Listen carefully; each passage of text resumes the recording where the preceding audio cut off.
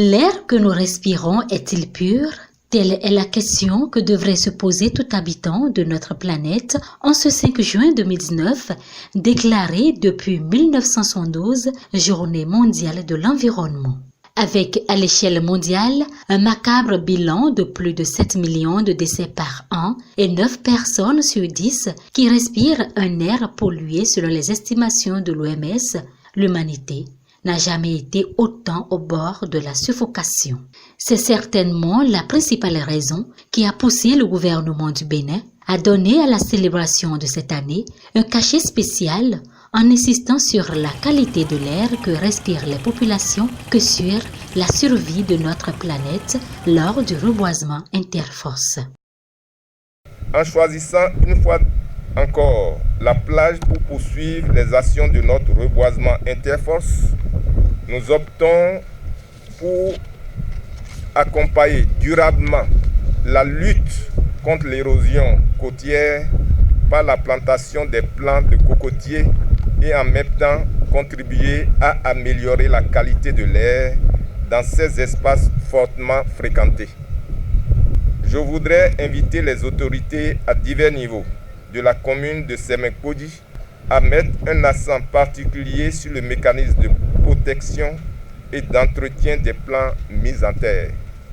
La célébration de cette journée nous permet d'asseoir les bases nécessaires pour éclairer l'opinion publique et pour donner aux personnes, aux entreprises et aux collectivités le sens de leur responsabilité dans la protection et l'amélioration de l'environnement. 500 plants de cocotiers sont ainsi mis en terre à la plage de Seivé à Pécadis, dans la commune de Semek-Podji.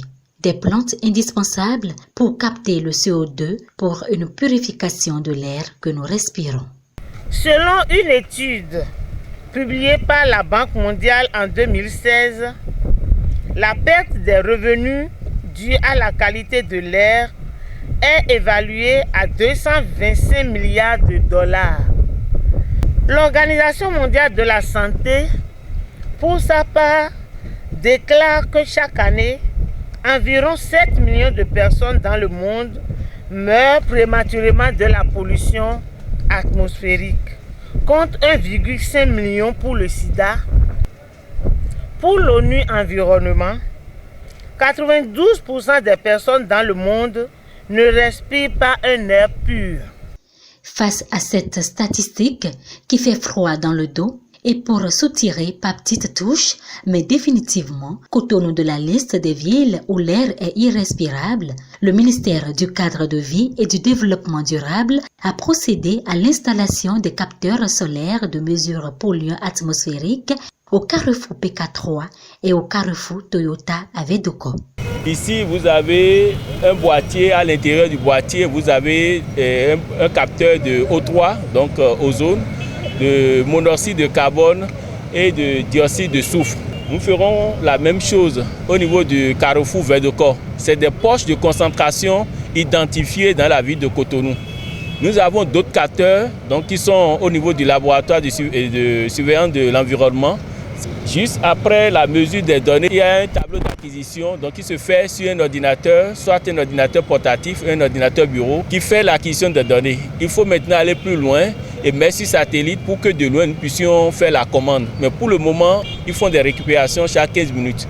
Et c'est au bout de 6 mois que nous avons toutes les données pour analyser et faire en même temps la corrélation avec la santé. Il faut dire qu'au Bénin, quand on parle de Cotonou, la pollution de l'air, ça fait 1,2% de notre PIB ramené à l'échelle nationale. Puisqu'il est impossible de s'arrêter de respirer, mais tout à fait possible d'agir pour améliorer la qualité de l'air, il est temps de changer des habitudes et les modes de consommation et explorer plus sérieusement de nouvelles pistes qui préservent mieux la planète. L'avenir de la vie sur Terre en dépend.